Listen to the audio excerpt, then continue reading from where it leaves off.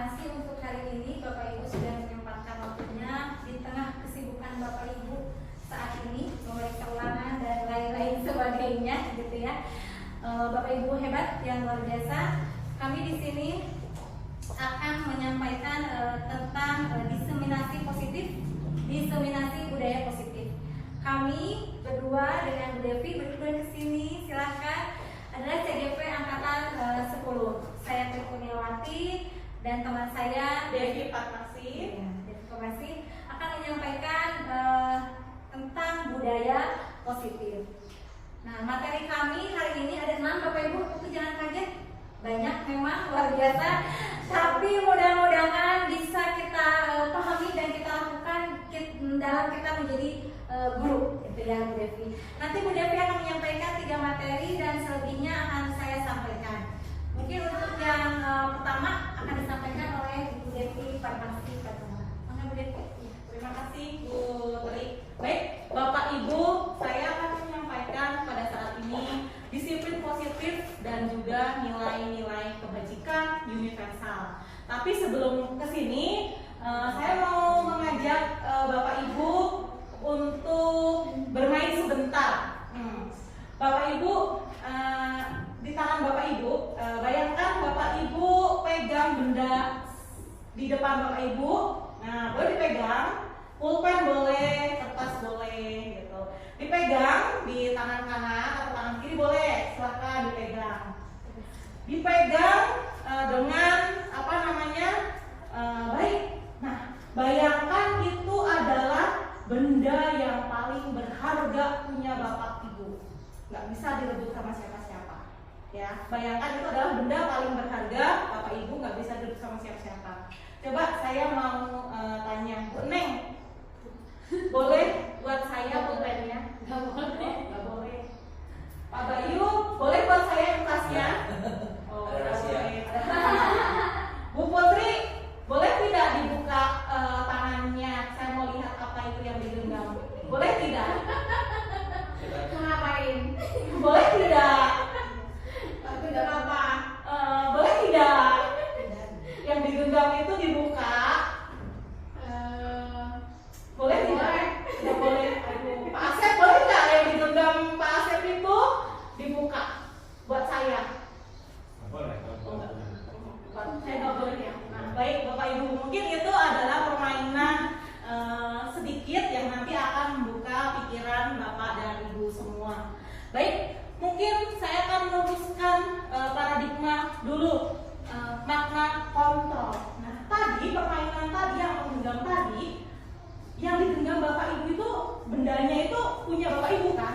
Kontrol sepenuhnya ada di Bapak Ibu, di diri Bapak Ibu sendiri semuanya. Tidak bisa kan dikontrol sama saya? Enggak lah, kan berharga punya Bapak Ibu. Saya siapa bisa mengontrol itu? Nah, mungkin dari sini kita sebagai guru kita akan meluruskan beberapa miskonsepsi dulu. Yang pertama, ilusi guru mengontrol murid. Kita bisa tidak sih mengontrol murid sebenarnya? Kan mereka punya kayak tadi Bapak Ibu, bisa dipegang sendiri, buka, boleh tidak? Nggak boleh.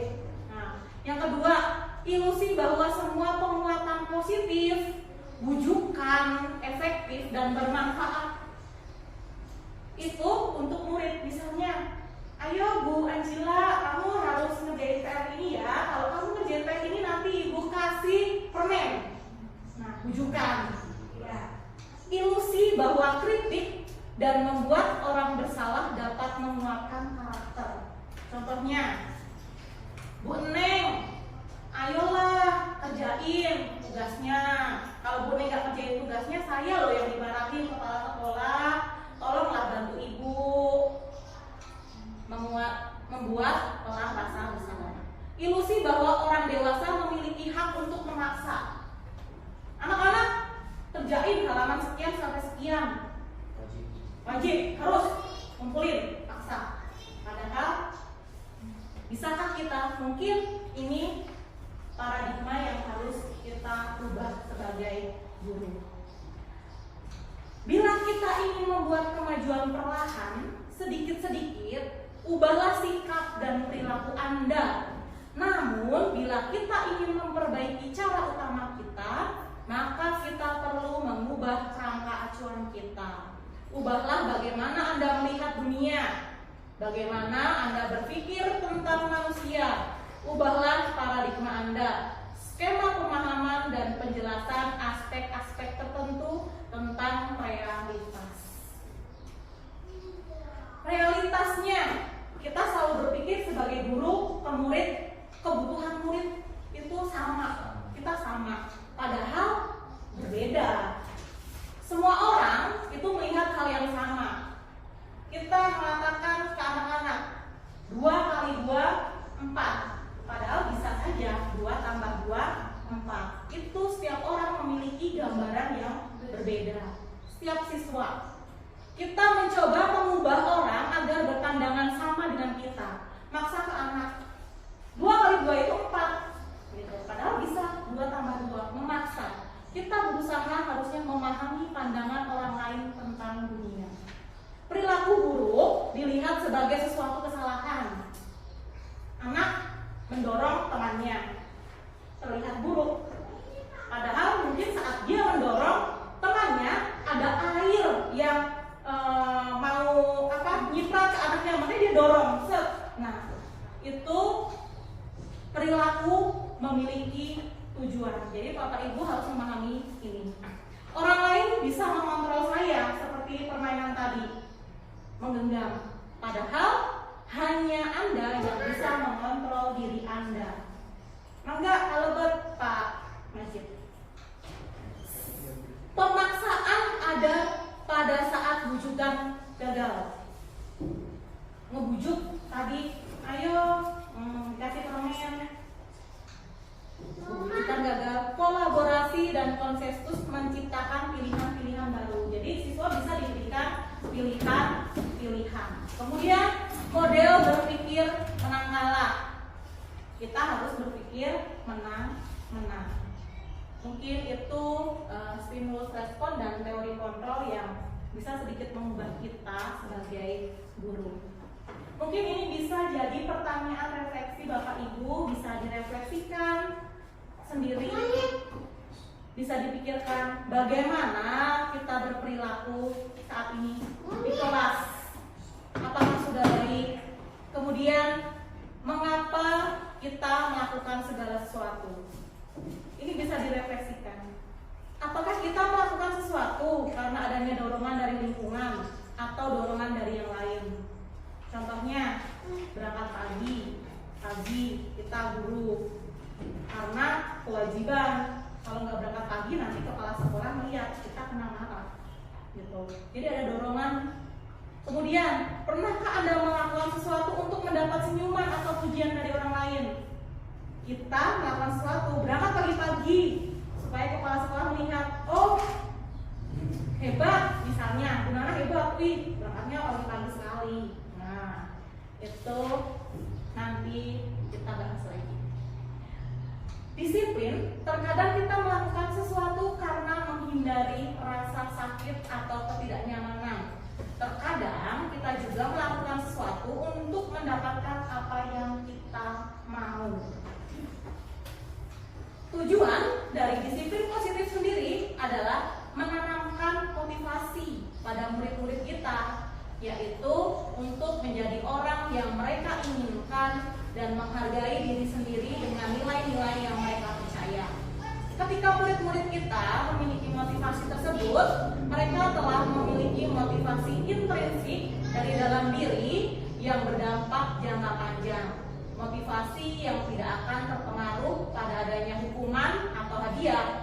Mereka akan tetap berperilaku baik dan berlandaskan nilai-nilai kebajikan karena mereka ingin menjadi orang yang menjunjung tinggi nilai-nilai mereka hargai atau mencapai suatu tujuan yang mulia.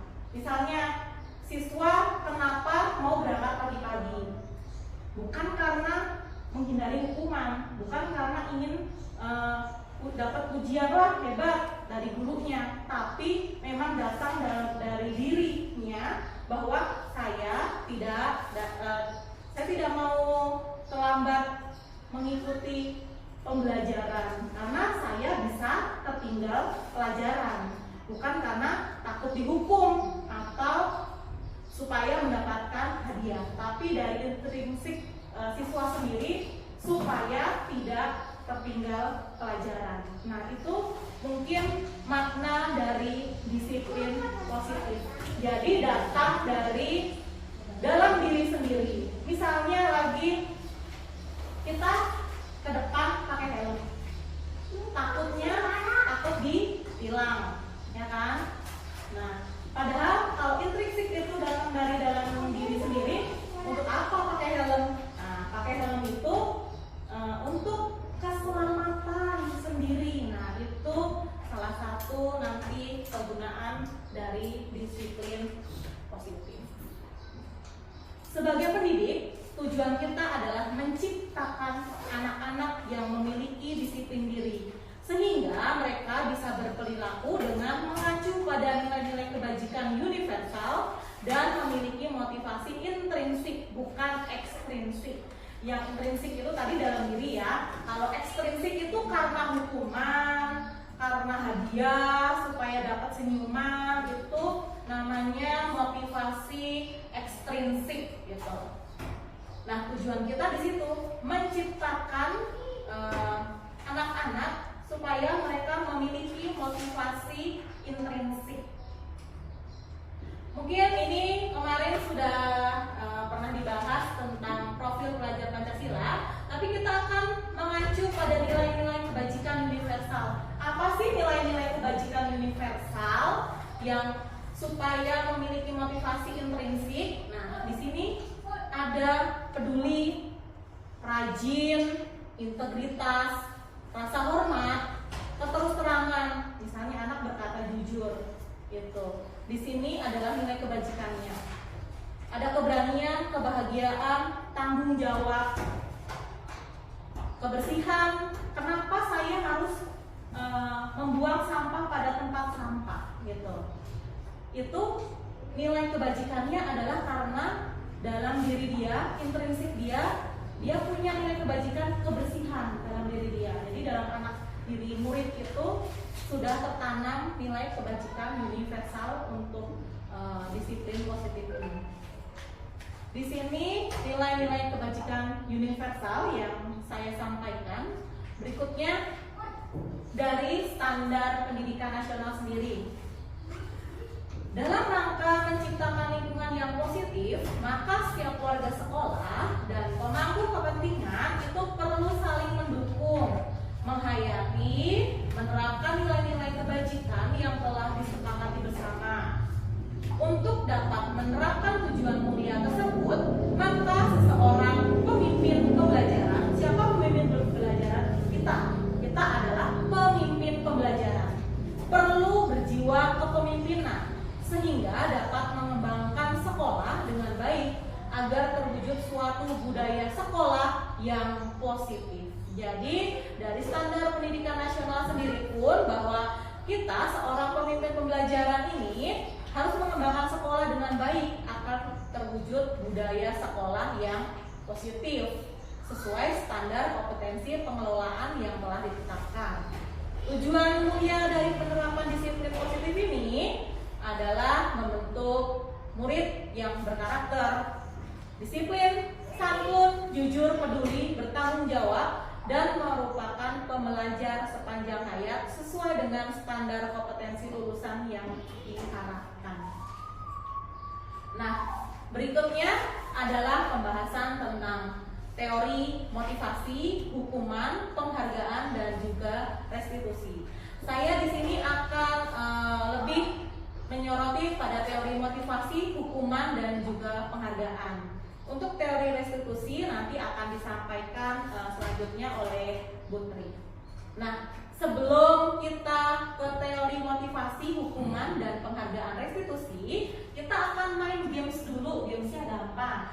Tadi saya sudah kirim di grup WA, itu bisa juga yang disiplin positif. Ya, selenggarakan games. Kita akan main games ini termasuknya apa seperti itu ya. Boleh di start.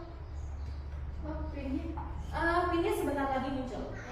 Boleh pakai pin, boleh pakai di scan. Ini pinnya silahkan 5821616. Kumpul semangat. Semangat. Main game. Iya, pinnya 582 1616. Nanti kalau udah isi nama, namanya akan muncul di sini. Twing twing gitu. 582 16. Iya, 582 16. Tuh, Bu Anjila sudah masuk. Bisa? Kalau tidak bisa pakai handphone yang ini saja. Bu Neneng, Bu Dila. Bisa? Bisa tidak? Bu Neng bisa? Bu April? Loading, ya, nggak apa-apa. Nih sebelah sini. Ini Bu Anjila sini aja. Masuk bisa? Bisa. Nenek masuk. Masuk dong supaya bisa. Bergabung kan? Ya bergabung, klik bergabung. Ada klik join, ada klik absen, absen apa ini gambarnya? Bu Devi sudah masuk. Ya. Mangga Bapak, kalau buat 582 1616. Sinyal.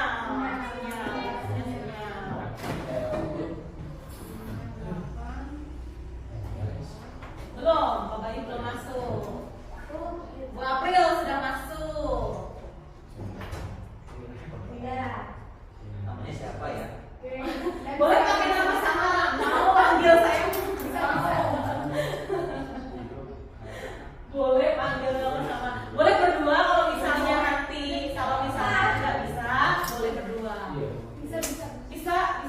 Ya, boleh itu. Gemoy siapa yang Gemoy? Ada Bayu, ada Gemoy, ada Neneng. Gak apa-apa, bebas aja.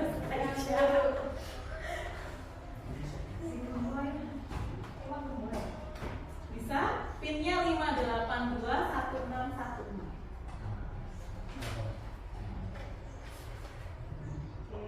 Kita sambil belajar, saya juga sambil belajar ya Bapak Ibu, kita menggunakan Kahoot. Nanti Bapak Ibu kalau mau menggunakan Kahoot untuk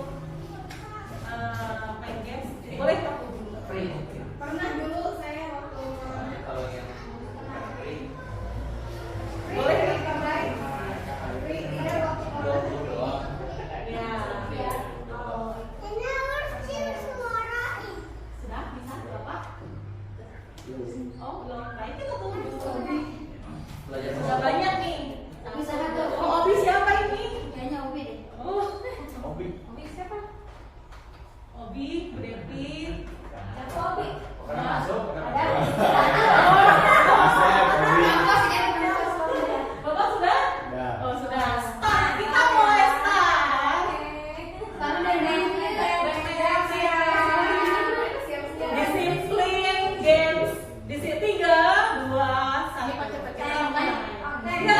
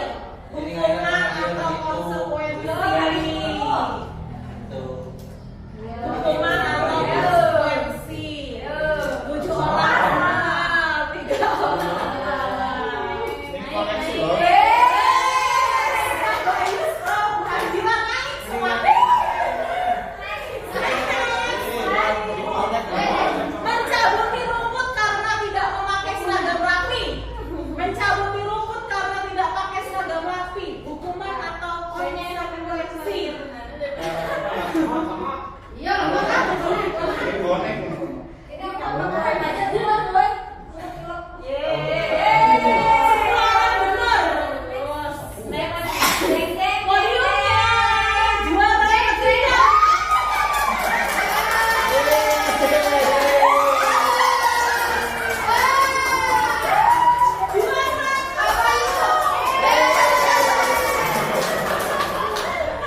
Kamu hati kemarin ya.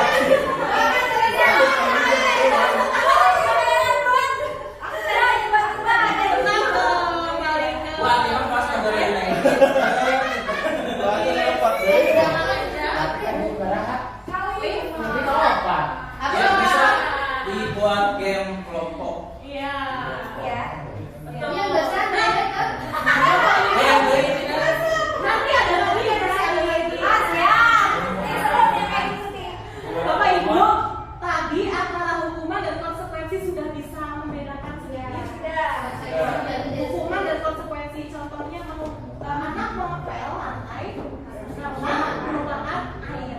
Tapi jika anak mengepel lantai karena tidak mengerjakan PR, itu seperti tidak ada hukumannya seperti itu. Nah, dan juga nanti kita akan belajar lagi teori motivasi, hukuman dan penghargaan. Tapi sebelum belajar ini, kita akan belajar dulu 3 motivasi manusia. Yang pertama, mungkin sudah dikatakan dari awal, 3 motivasi manusia itu yang pertama untuk menghindari ketidaknyamanan atau hukuman. Betul? Iya. Kan kita nggak mau ya dihukum, nggak mau ditilang seperti itu. Betul. Kedua, untuk mendapatkan imbalan atau penghargaan dari orang lain supaya dapat senyuman, supaya dapat pujian itu. Kemudian yang ketiga, untuk menjadi orang yang mereka inginkan dan menghargai diri sendiri dengan nilai-nilai yang mereka percaya. Ini kembali lagi ke nilai kebajikan universal yang tadi. Ini adalah 3 motivasi manusia. Mungkin ini adalah sedikit pertanyaan reflektif untuk Bapak Ibu. Sebagai seorang guru, saat Anda hadir mengajar di kelas tepat waktu, motivasi apa yang mendasari tindakan Anda? Silakan dijawab di dalam hati. Tadi ada 3 motivasi. Nah, apakah Anda datang tepat waktu karena tidak ingin ditegur oleh atasan Anda dan kemudian mendapat surat peringatan, menghindari ketidaknyamanan dan hukuman? Atau Anda ingin mendapatkan pujian dari atasan Anda dan mendapat penghargaan sebagai karyawan atau guru berprestasi? Mendapatkan imbalan atau penghargaan dari orang lain, ini motivasinya. Atau Anda ingin menjadi orang yang menghargai waktu, menghargai diri Anda sendiri sebagai teladan bagi murid-murid Anda, karena Anda percaya tindakan Anda sebagai guru akan dicontoh oleh murid-murid Anda, menghargai nilai-nilai diri sendiri. Manakah motivasi yang paling kuat mendasari tindakan Anda? Atau bahkan kombinasi dari 2 motivasi atau ketiga-tiganya? Dari sini mungkin bisa direfleksikan ke diri sendiri. Kenapa kita hadir mengajar tepat itu? Kembali lagi ke motivasinya, menghindari hukuman supaya dapat pujian, atau memang untuk menghargai diri sendiri dengan nilai-nilai yang sudah kita percaya. Itu Bapak Ibu silakan merefleksikannya di dalam diri Bapak Ibu sendiri. Kemudian, bila di sekolah Anda tidak ada peraturan yang mengharuskan guru datang tepat waktu dan tidak ada surat teguran bagi guru yang datang terlambat dan tidak ada atasan yang memuji Anda, apakah Anda akan tetap datang tepat waktu untuk mengajar murid-murid Anda? Nah, mungkin ini bisa direfleksikan. Apakah tetap mau datang tepat waktu untuk murid-murid tanpa adanya ujian, tanpa adanya hukuman? Hukuman tadi yang kita sudah main game bersama, hukuman biasanya bersifat tidak terencana atau tiba-tiba. Anak atau murid tidak tahu apa yang akan terjadi dan tidak dilibatkan. Hukuman bersifat satu arah dari pihak guru yang memberikan dan murid hanya menerima suatu hukuman tanpa melalui suatu kesepakatan.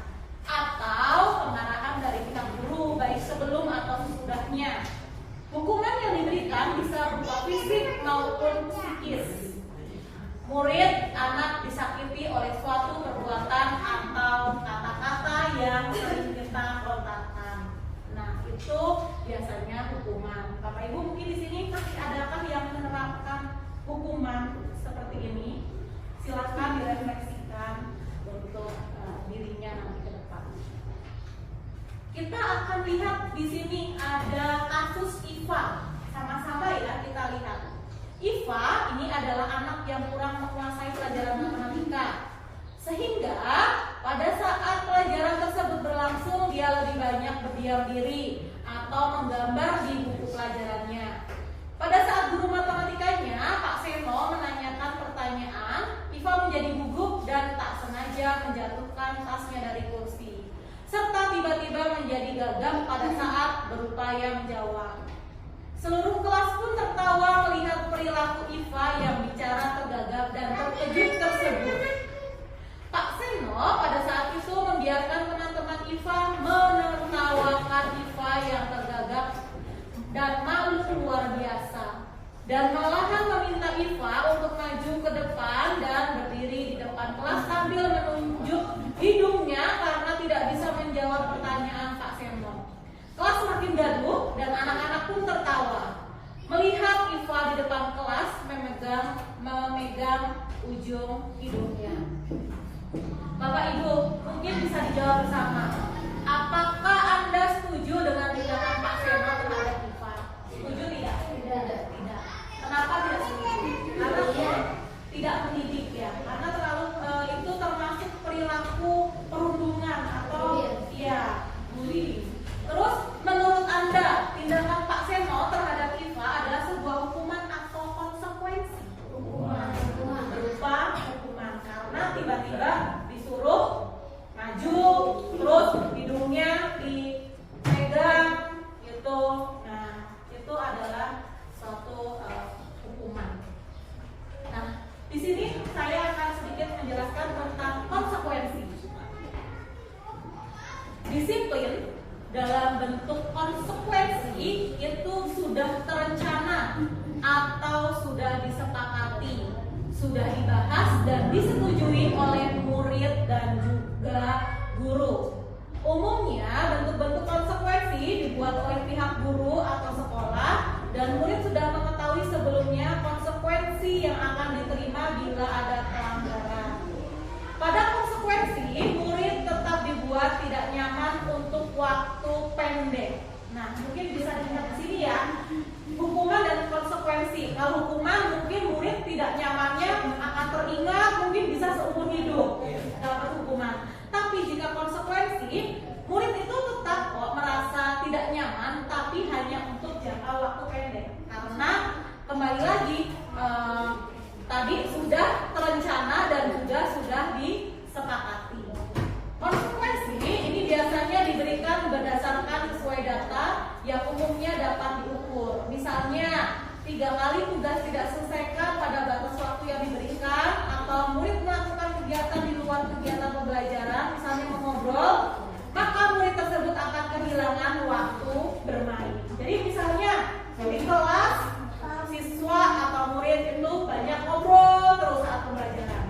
Saat jam istirahat sesuai dengan yang sudah disepakati, itu murid bisa kehilangan waktu untuk istirahat. Itu bisa termasuk konsekuensi seperti itu. Kemudian harus menyelesaikan tugas ketertinggalannya. Nah, peraturan dan konsekuensi yang mengikuti ini sudah diketahui sebelumnya oleh murid. Nah, ini mungkin bisa jadi satu catatan lagi bahwa konsekuensi sebelum diberlakukan kepada siswa yang mengikuti di kelasnya itu sudah mengetahui dulu sebelumnya. Jadi sikap guru di sini adalah sebagai monitoring murid. Jadi bukan sebagai seorang penghukum.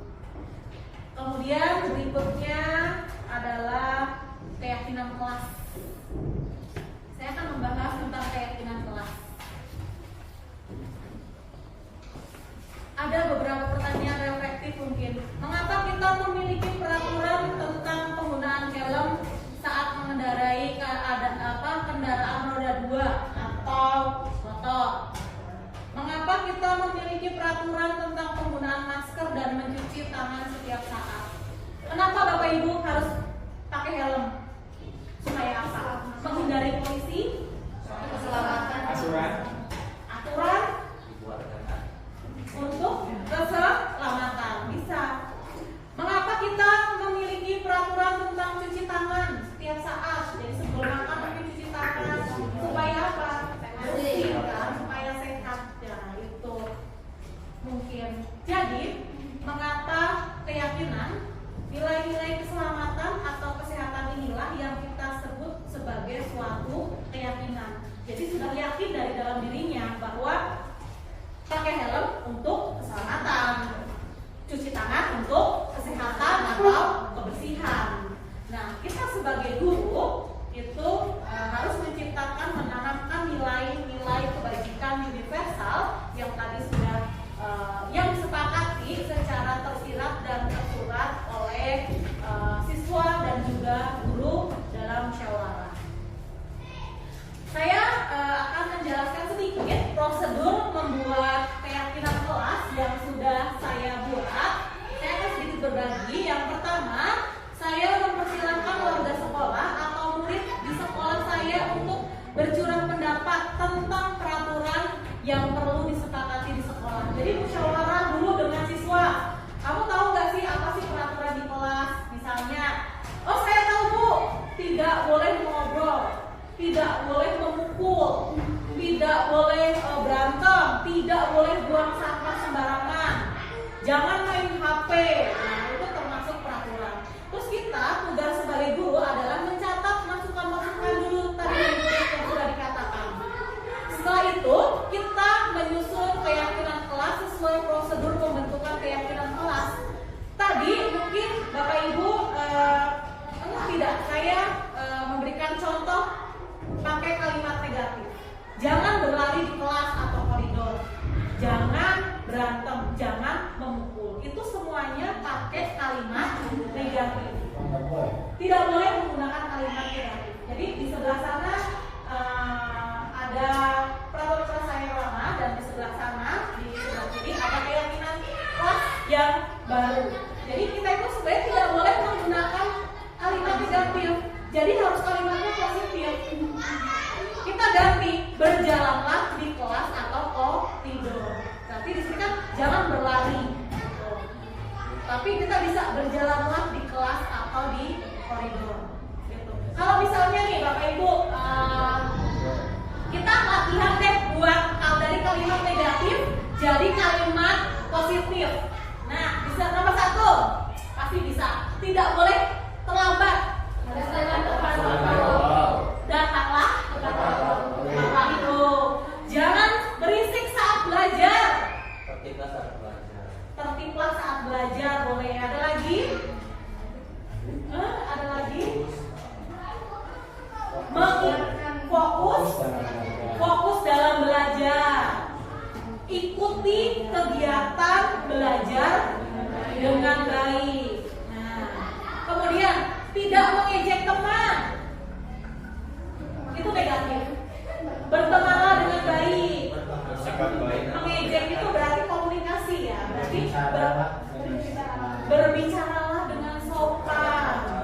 Nah, keempat, tidak boleh bertengkar. Kita harus bilangnya saling menyayangi, harus bersahabat dengan temannya. Jadi anak-anak lagi ada yang berantem, tidak boleh berantem. Nah, harusnya bilangnya kita sering ya seperti itu tanpa disadari gitu kan. Padahal itu kalimat negatif. Jadi ayo bersahabat sama temannya seperti itu. Jangan membuang sampah sembarangan. Jangan. Pada tempatnya. Buanglah sampah pada tempatnya. Tuh Bapak Ibu guru hebat semua ternyata. Berarti nanti di kelasnya yuk kita buat keyakinan kelas. Jadi keyakinan kelas peraturan kelas yang lama yang sudah Bapak Ibu buat itu silahkan dikaji ulang dengan anak-anak tadi, dengan tahapan-tahapan tadi. Biarkanlah anak-anak yang menyebutkan peraturan-peraturannya seperti itu. Guru hanya menuliskannya saja, misalnya bisa di papan tulis atau di kertas kecil dan ditempel seperti itu.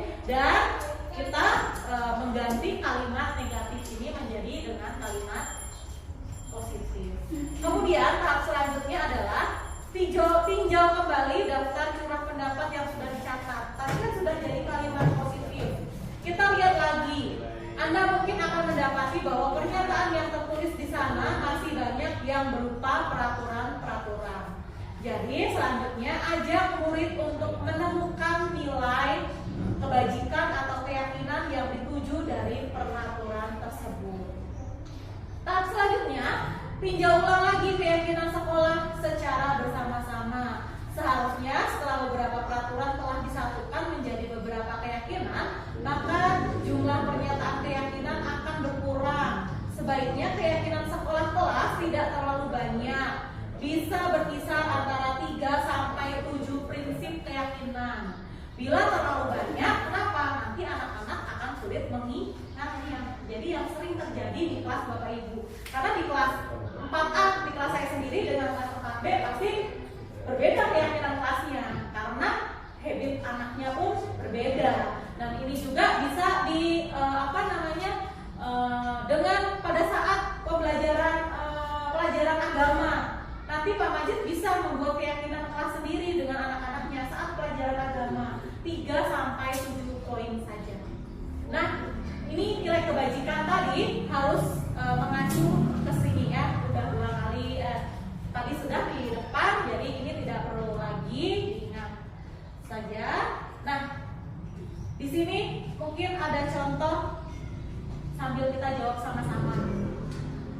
Kembalikan barang ke tempatnya. Berarti nilai kebajikannya yang mana? Tanggung jawab. Dilarang mengganggu orang lain. Misal ini masih berbentuk peraturan ya Bapak Ibu ya, belum keyakinan. Dilarang mengganggu orang lain. Di sebelah sini Rasa hormat. merasa hormat, ya masuk rasa hormat, betul. Hadir di sekolah 15 menit sebelum pembelajaran dimulai. Disiplin, ya berprinsip, disiplin. Dilarang melakukan kekerasan.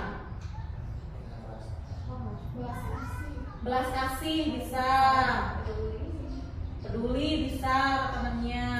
Jadi setiap peraturan ini nanti Bapak Ibu yang sudah diucapkan oleh anak-anak ini, Bapak Ibu masukkan ke nilai-nilai kebajikan mana ya ditujunya, seperti itu. Nah, setelah itu, setelah selesai dibuat, maka semua warga kelas dipersilakan meninjau ulang dan menyetujuinya dengan menandatangani keyakinan sekolah tersebut. Kenapa harus ditandatangani? Karena supaya anak itu merasa kita semua yang membuat. Jadi keyakinan kelas itu nanti akan membuat anak jadi lebih bertanggung jawab atas hal yang sudah dibuatnya itu. Karena kalau peraturan yang dibuat oleh guru kadang dari ini, tapi kalau peraturan yang dibuat oleh anak-anak sendiri dengan musyawarah itu jadi akan lebih membuat anak-anak bertanggung jawab. Dan keyakinan sekolah atau kelas selanjutnya bisa dilekatkan di dinding kelas, tempat yang mudah dilihat oleh semua warga kelas. Ini contoh nih keyakinan kelas 1. Setiap anggota kelas perlu belajar, perlu senang, perlu melakukan tugas, perlu saling menghargai. Setiap anggota kelas perlu merasa aman. Untuk kelas 5, misalnya selalu bersikap positif, senantiasa menjadi diri terbaik, percaya dan menghormati orang lain serta barang miliknya, berkomitmen terhadap setiap tugas, senantiasa membantu. Nah, ini ada di sini hormat, ada bekerja, ada diterima dan dimiliki. Kami meyakini bahwa sangat penting untuk menghormati semua orang dan barang milik orang lain. Ini juga termasuk keyakinan kelas. Ini hanya 3 poin aja. Kami meyakini bahwa sangat penting untuk mengerjakan segala pekerjaan atau mengikuti kegiatan yang telah ditugaskan. Nah, ini bisa termasuk dalamnya banyak. Ada piket bersama bisa masuk di sini karena semua yang telah ditugaskan. Kami meyakini bahwa sangat penting untuk merasa diterima pada suatu kelompok dan saling peduli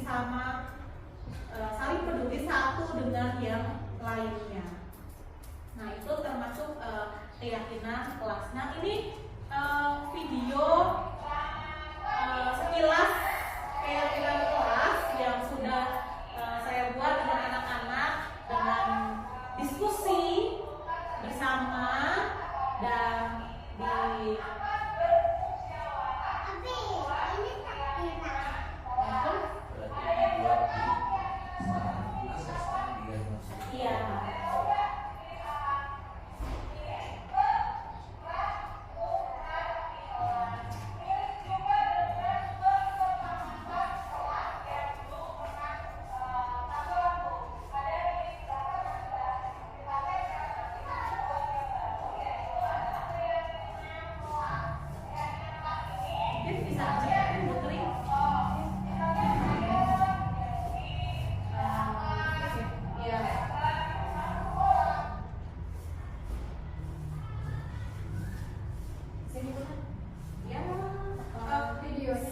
sebelumnya. Nah itu penandatanganan. Iya.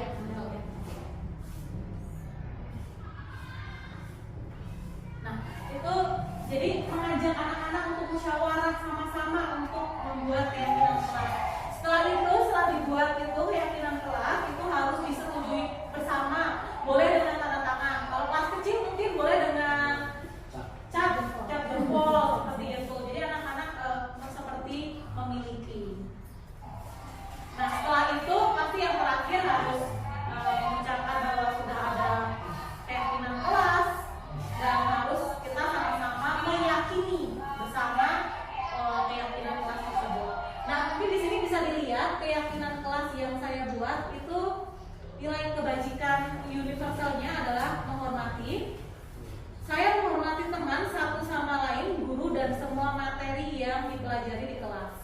Lalu untuk kehadiran, saya akan datang tepat waktu untuk setiap jam pelajaran di kelas. Jujur, saya mau berani mengakui kesalahan dan mengungkapkan kejadian dengan jujur. Kemudian ada penggunaan handphone. Saya menggunakan handphone selama sesi di kelas jika ada izin sebelumnya dari guru untuk pendidikan. Untuk komunikasi, saya akan bersikap sopan dan santun dalam setiap kegiatan pembelajaran. Untuk partisipasi, saya akan ikut aktif dalam setiap kegiatan pembelajaran. Untuk saling menghargai, saya akan menghargai teman yang sedang berbicara atau mengungkapkan pendapat. Ini adalah contoh keyakinan kelas yang sudah saya buat dan juga saya terapkan di kelas saya, khususnya kelas 4. Nah, ini keyakinan kelas yang dibuat juga oleh Bu Tri di kelasnya.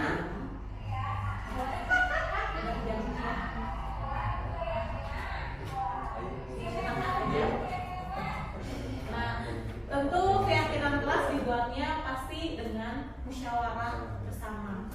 Nah, nanti kan kita mau tahun ajaran baru nih. Nah, jadi untuk kegiatan MPLS itu bisa diisi dengan kegiatan membuat keyakinan kelas ini. Ya, pengenalan sekolah itu kan bisa dibuat salah satunya ini.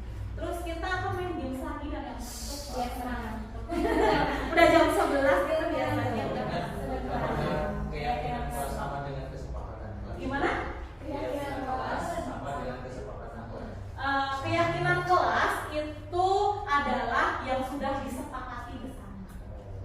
Tindak lanjutnya. Iya, betul. Untuk keyakinan kelas apakah guru yang membuat atau bersama-sama dengan Bersama-sama dengan siswa. Jadi siswa mengeluarkan pendapatnya. Tindak lanjutnya. Untuk kelas bawah itu seperti kelas 1, 2, 3 apakah mereka itu bisa enggak untuk menulisnya gitu ya. Untuk kelas 1, untuk kelas 1, 2, 3 nanti bisa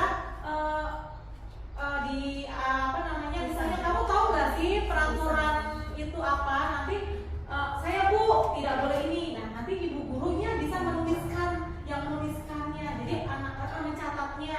Oh jadi misalnya peraturannya, oh tidak boleh tidur ya Bu ya gitu, tidak boleh memukul temannya. Nah itu guru yang akan mencatatnya, mengarahkannya. Guru yang akan mencatatnya mungkin tidak perlu di papan tulis kalau kelas 1 belum bisa membaca gitu. Tapi untuk kelas 2, 3 mungkin bisa di papan tulis. Nah setelah itu guru bisa membuat kalimat positifnya sendiri seperti itu. Untuk yang tadi seperti yang tadi sebelahnya itu, jadi mungkin Bapak Ibu guru sebelah sini peraturan dari anak dulu ditulis seperti ini di sini. Kemudian kalimat positif yang Bapak Ibu guru nanti akan buat sebelah sini. Jadi kalimat positifnya ya tetap Bapak Ibu guru ya buat untuk anak yang kecilnya seperti itu, kelas bawahnya gitu. Iya, sama-sama. Jadi benar setelah kita kan dari anak itu berbentuk peraturan dan kesepakatan. Iya. Masih kalimat hukuman, masih kalimat yang bukan menurut positif. Iya. Kita yang mengubah. Betul. Mengarahkan. Nah selanjutnya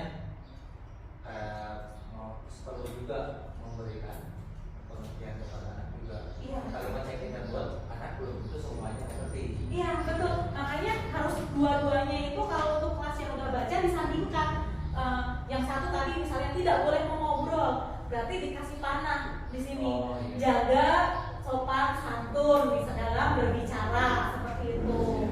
Nah, jadi anak paham oh tidak boleh mengobrol itu artinya yang ini gitu. Misalnya tidak boleh memukul teman gitu. Di sebelahnya itu dikasih panah bahwa saling menghargai, saling menghormati teman. Misalnya suka coklat ambil pensil. Nah, seperti itu kan banyak yang sederhana. Jadi peraturan itu yang tidak harus yang muluk-muluk, yang gimana-gimana, yang sederhana aja. Meminjam, misalnya pinjam pensil seperti itu. Nah, itu bisa dituliskan. Tidak boleh meminjam pensil misalnya sembarangan tanpa izin. Nah, sebaliknya bisa pakai kata positif. Meminjam pensil, jika mau meminjam pensil harus izin terlebih dahulu seperti itu. Nah mungkin itu ada lagi Bapak Ibu yang kan harus kita beri contoh dulu ya, Iya. supaya anak itu paham iya membuat keyakinan kelas. dan apa yang satu lagi tadi apa perjanjian itu kan Oh perjanjiannya, iya. Jadi kalau keyakinan kelasnya sudah diubah menjadi kalimat positif, kemudian anak-anak sudah tahu ini artinya apa dari kalimat negatif ke kalimat positifnya, itu baru ditandatangani kesepakatan bersama seperti itu. Berarti anak-anak jadi merasa memiliki, oh aku yang membuat peraturan itu gitu. Jadi anak ini loh peraturan yang kamu buat bersama kemarin gitu. Yuk kita keyakinan yang kita buat bersama kemarin seperti itu. Dan butuh konsistensi dari kita. Ya betul, dan butuh konsisten dari guru bahwa untuk melaksanakan keyakinan kelas tersebut. Makanya saya mengharapkan Bapak Ibu melakukan keyakinan kelas yang hal-hal yang sederhana saja seperti membuang sampah itu dalam berpakaian, terus berbicara gitu. Itu aja sih. Jadi yang dari hal kecil-kecil tidak perlu yang ini dulu seperti itu. Tapi kelas tinggi bisa bahasa yang mudah dipahami. Iya, bahasa pakai bahasa yang mudah dipahami oleh anak-anak. Jadi kalimat positifnya juga kalau bisa carinya yang ini apa namanya yang mudah dipahami oleh anak-anak seperti itu. Dan ada sedikit perspektif. Jadi untuk disiplin positif ini, ketika yang tadi berangkat dari diri sendiri yang kebanyakan, tapi untuk siswa itu perlu adanya sebuah pancingan. Seperti siswa datang pagi-pagi, kalau dia tidak memiliki sebuah apa ya, figur ya, Iya. figur yang baik dari kita sendiri, anak itu tidak akan melakukan itu sendiri. Tapi kalau misalkan kita jam 7 jam 7 lah kita ada sampel di kelas Ya. yang seperti yang pernah saya pengalaman seminggu doang. Tapi kedepannya anak-anak itu semakin pagi. Jadi intinya jadi setiap kedisiplinan itu ada sebab akibatnya dan ada figur yang dilihatnya. Dia akan bergerak, diri sendirinya akan bergerak dengan diri sendiri itu dipancing oleh figur itu sendiri, oleh sebuah kejadian. Ya, baik, terima kasih Pak Bayu, refleksi yang sangat bagus sekali yang didapatkan. Biar nggak ngantuk karena udah siang nanti. Kita main game lagi. Udah paham belum sih apa itu peraturan dan juga keyakinan? Tadi pakai link yang tadi lagi.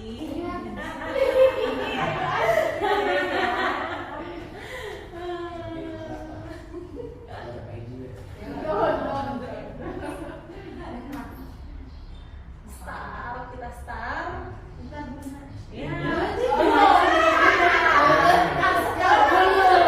Ini masih yang tadi. Belum. Kimia 1979099. Tunggu itu. Ya, belum ada yang masuk, nggak bisa dimulai. Mana sih ini yang tadi begitu?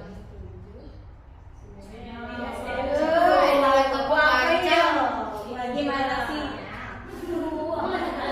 Enggak, kalau di laptop cepat tak keren.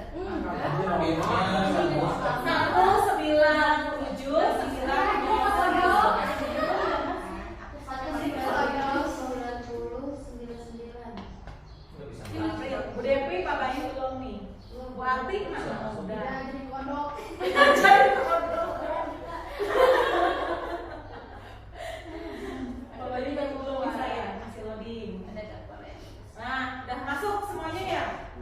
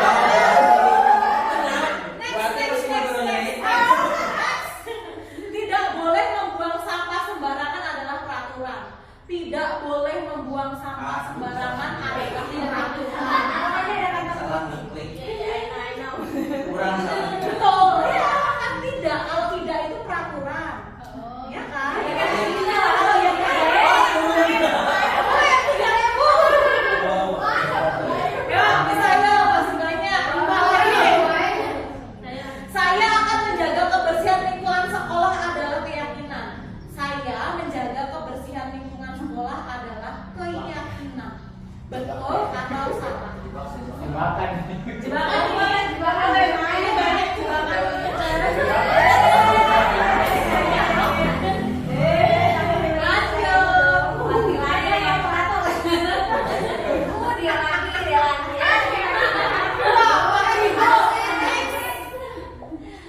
Tidak boleh datang terlambat ke sekolah adalah keyakinan. Tidak boleh datang terlambat ke sekolah adalah keyakinan. Tidak boleh datang ke sekolah adalah keyakinan.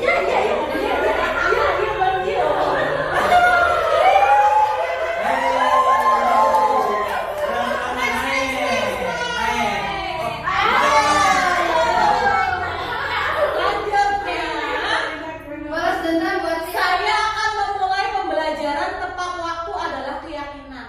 Saya akan memulai pembelajaran tepat waktu.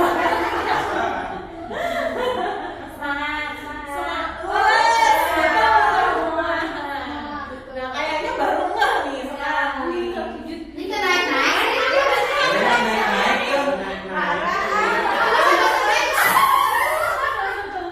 Saya meyakini untuk menjaga perkataan saya adalah keyakinan. Saya meyakini untuk menjaga perkataan Gila, saya ya. adalah keyakinan.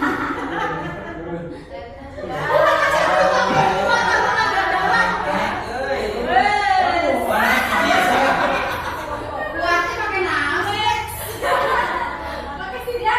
Jaringannya keras ya. Tidak boleh berkata kasar adalah keyakinan. Tidak boleh berkata kasar adalah keyakinan. Tidak. Tidak itu keyakinan.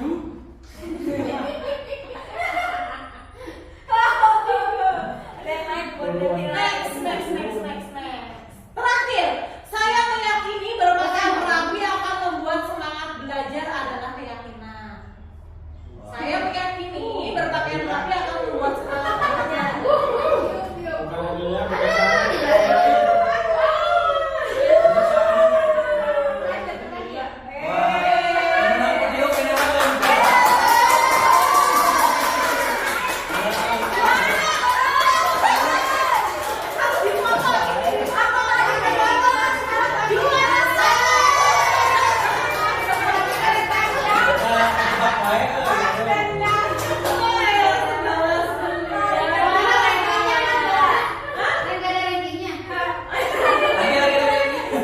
Nanti lagi ya Bapak Ibu. Nah Bapak Ibu mungkin di sini saya dari 1 dan 2 dan pembahasan 3 adalah keyakinan kelas. Untuk pembahasan berikutnya saya serahkan ke Ibu Tri. Silakan Ibu Tri Nangga. Terima kasih dari sini. Ada. Masih semangat ya Bapak Ibu. Terus semangat. Yang mana lagi tapi mudah-mudahan bekerja berdasarkan. Tapi ya tadi seru ya. Seru. Ada keyakinan, konsekuensi atau hukuman. Kita bisa belajar dari situ semua. Kita sama-sama belajar untuk memperbaiki yang lebih baik lagi untuk sekolah kita. Oke, Bapak Ibu. Kayaknya baru games jadi nggak usah ada ice breaking ya Bu Nana, masih seger nih kayaknya. Oke, di sini Bapak Ibu, saya akan membahas tentang kebutuhan dasar manusia dan dunia berkualitas. Bahwa setiap manusia itu memiliki kebutuhan dasar, gitu ya Bapak Ibu. Seperti apa sih? Nah, saya waktu awal-awal juga bingung, apa sih dunia yang berkualitas, gitu ya. Kita lanjut, Bapak Ibu. Seluruh tindakan manusia itu memiliki tujuan. Semua yang kita lakukan adalah usaha terbaik kita untuk mendapatkan apa yang kita inginkan. Ketika mendapatkan apa yang kita inginkan, sebetulnya saat itu kita sedang memenuhi satu atau lebih dari kebutuhan dasar kita. Tapi Bapak Ibu, apabila seorang murid melakukan suatu perbuatan yang bertentangan dengan nilai kebajikan atau melanggar peraturan, hal itu sebenarnya dikarenakan karena mereka gagal memenuhi kebutuhan dasar mereka. Ya, apa sih? Kita lihat di sini. Bapak Ibu, ada 5 kebutuhan dasar manusia. Yang pertama, bertahan hidup. Jelas ya, pasti bertahan hidup. Kemudian kasih sayang dan rasa diterima, penguasaan, kesenangan dan kebebasan. Ya Bapak Ibu. Lanjut di sini. Saya mau kasih ilustrasi.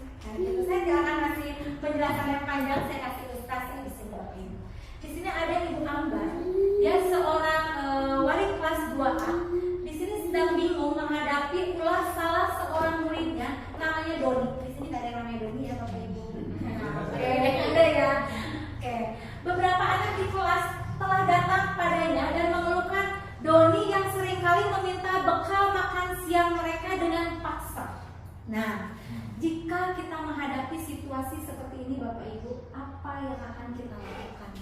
Kira-kira alasan Doninya apa sih? Pasti kan banyak alasan ya. Anak-anak melakukan sesuatu itu punya alasan tertentu. Kita lihat satu persatu. Bapak Ibu, apabila Doni mengatakan saya lapar Bu, dan orang tua saya tidak membawakan bekal makan siang, itu jawaban Doni. Maka kebutuhan yang diinginkan Doni atau yang perlu dilengkapi sama dia adalah kebutuhan untuk bertahan hidup. Paham Bapak Ibu dari sini ya? Bahwa lapar ini adalah kebutuhan untuk bertahan hidup. Ada alasan yang kedua lagi Bapak Ibu. Nah, kenapa Doni melakukan itu? Saya senang Bu, karena dengan melakukan itu Doni merasa diperhatikan. Ketika temannya melaporkan tindakan itu kepada gurunya, gurunya memberitahu orang tuanya, sehingga orang tuanya pun jadi perhatian dia, gitu kan? Nah, berarti kebutuhan dasar Doni itu adalah akan kasih sayang. Sering kita alami Bapak Ibu ya, di sekolah kita, di kelas kita. Kenapa sih dia teh berpulah wae cute, begitu ya? Oh, dia teh ternyata hubungannya seperti ini. Dia butuh kasih sayang kita, begitu. Bagi dua ya Bapak Ibu, tadi kebutuhan dasarnya ada berapa Bapak Ibu? 5 kebutuhan. Jadi masih onek ya, walaupun udah siang ya. Perutnya udah lapar tapi masih on. Terima kasih Bapak Ibu hebat semuanya. Oke, di sini jawaban Doni merasa hebat karena temannya jadi takut. Di sini berarti Doni sebagai jagoan. Ya Bapak Ibu, ada ya? Kelasnya Pak Asep ada yang kayak begini Pak Asep. Nah, yang merasa jagoan gitu ya. Takut gitu. Kan ke Doni itu merasa takut karena si Doni galak nih. Jadi apapun pasti dituruti. Kebutuhannya apa? Adalah kekuasaan. Dia butuh itu. Oke, lanjut Bapak Ibu. Nah, jawaban Doni iseng aja Bu, katanya ya. Dia senang aja melihat teman-temannya gitu ya merasa kesal. Iseng ada ya yang kata kita menijayel anaknya meninggal aja gitu ya. Padahal yang temannya mah nggak mau gitu ya. Ih kesel kamu teh ngapain? Tapi Doni merasa senang anaknya kayak temannya seperti itu gitu ya. Nah, apa kebutuhan apa yang dibutuhkan oleh Doni? Adalah kesenangan. Dia merasa puas, merasa senang, begitu ya Bapak Ibu. Lanjut. Nah, ini tadi. Ini tadi udah ya? Udah. Oke. Nah, berarti Bapak Ibu sudah ada 5 kebutuhan dasar manusia. Gampang ya? Mudah dipahami. Oke. Sekarang kita ke games aja Bu Devi. Mudah-mudahan bisa lebih dipahami lagi. Kebutuhan dasar ada 5. Jadi nanti Bapak Ibu bisa memahami nih. Nah, ke anak bagian lagi Pak, boleh dari sana aja. Kebutuhan dasar yang mana yang dipenuhi? Jawab tadi Mas Bro.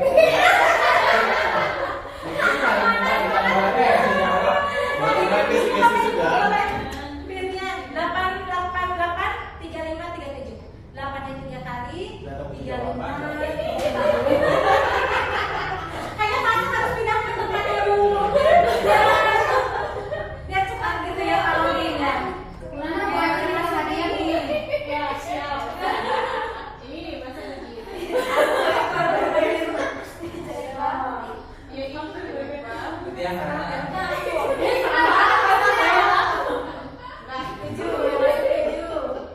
Dua lagi ya? Belum.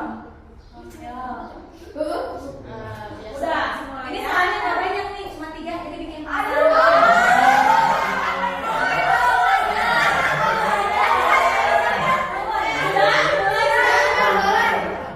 Nah, ayo.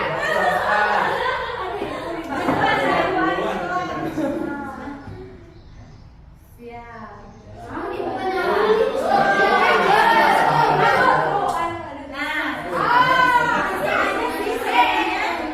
Aku lihat website baru itu kebingungan. Adalah kesenangan. Betul atau salah? Tuh, berarti harus beres tuh. Nah, ada kata kuncinya sebetulnya di situ ya. Iya. Ada kata kuncinya. Oh, bingung. Ada kunci. Ada kata kuncinya. Oh, bisa. Ya. Tidak salah. Benar. Siapa ini?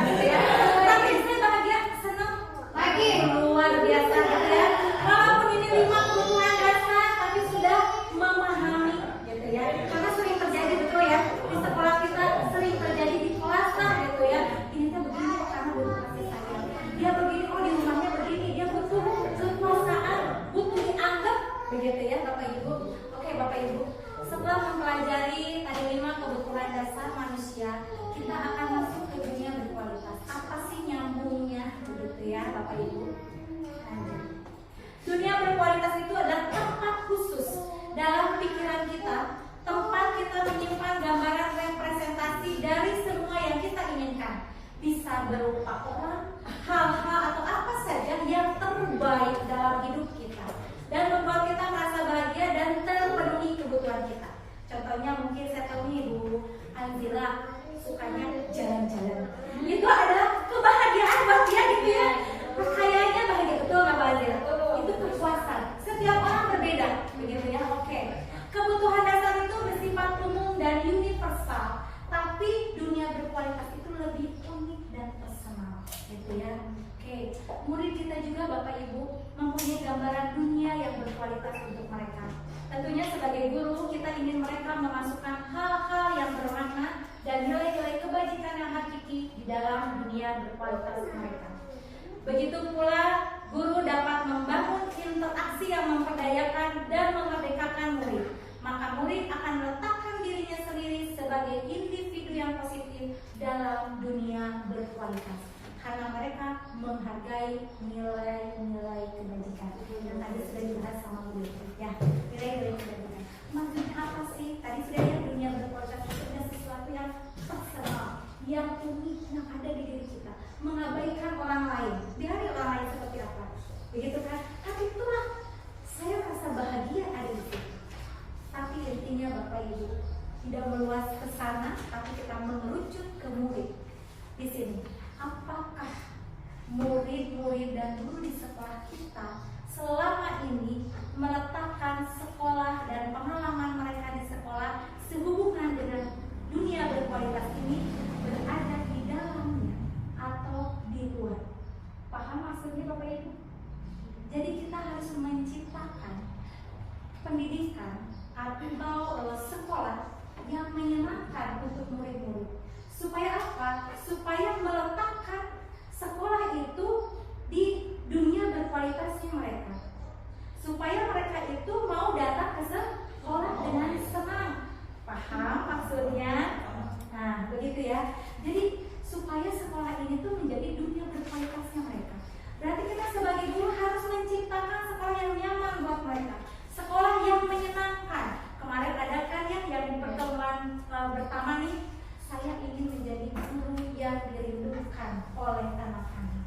Makanya jadikan sekolah ini sekolah yang dirindukan, yang didambakan oleh anak-anak, supaya anak-anak mau datang ke sekolah, bahagia ke sekolah teh, begitu ya. Jangan karena dipaksa sama orang tua. Begitu maksudnya Bapak Ibu. Kita sama-sama berintrospeksi diri. Apakah kita semua sudah menempatkan sekolah sebagai dunia berkualitas kita semua? Oke Bapak Ibu, siap. Lanjut ya. Nah, ini lanjutkan ke ada 5 posisi. Supaya nggak serius ya Bu Devi, mau berdiri dulu. Kayaknya aku serius banget ya. Karena ada yang komen begini, buat Lina serius deh. Ayo kita main.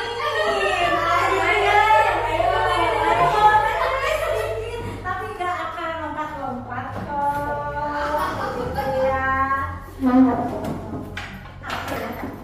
Ini juga dapat nyontek dari YouTube ya Bapak Ibu. Oke, ini Bapak Ibu. Permainannya adalah ibu guru berkata, karena saya mau ya, jadi boleh diganti boleh Bapak Ibu nanti diterapkan di kelas boleh, supaya anak-anaknya stres dan jenuh. Ibu guru berkata, kalau misalnya ibu guru berkata, angkat tangannya ke atas, berarti angkat tangannya ke atas. Ibu guru berkata, pijit hidungnya, berarti pijit hidungnya. Paham ya? Kalau ada ibu guru berkata, lakukan apa yang ibu guru kata.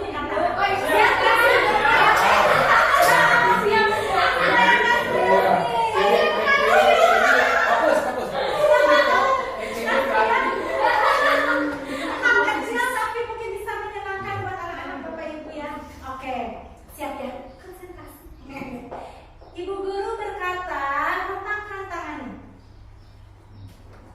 Ibu guru berkata, kepak-kepakan tangan. Cenderung ya, gitu ya. Ibu guru berkata, turunkan tangannya sampai ini. Hebat, konsentrasi semua ya, luar biasa. Gurunya hebat-hebat, sip-sip. Padahal udah siang. Benar gitu ya. Oke, silakan.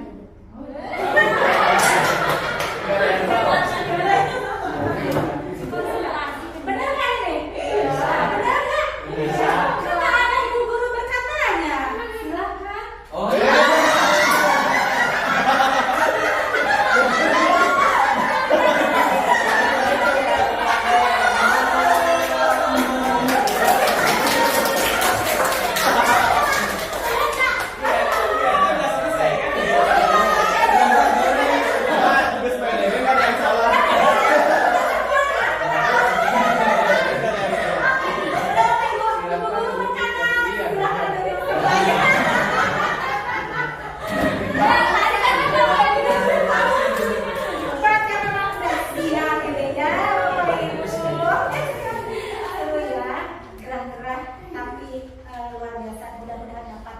ilmu yang kita dapatkan bisa dilakukan sama-sama.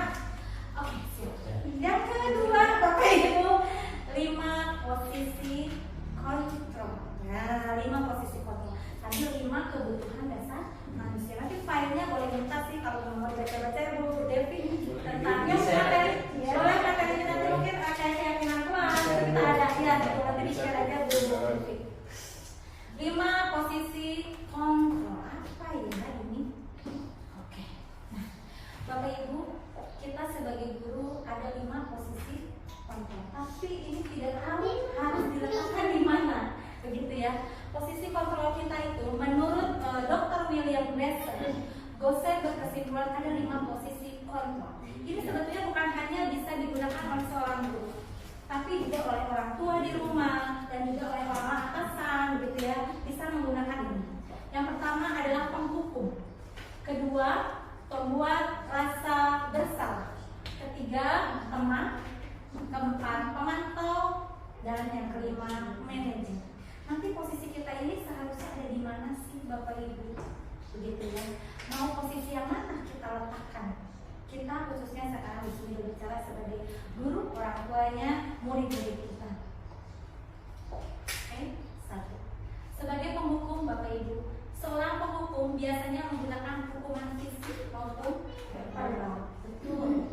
Nah, seorang penghukum itu biasanya akan berkata, patuhi aturan saya. Awas ya, saya pun menyadari masih melakukan seperti itu ya, betul. Masih Bapak Ibu, masih belajar.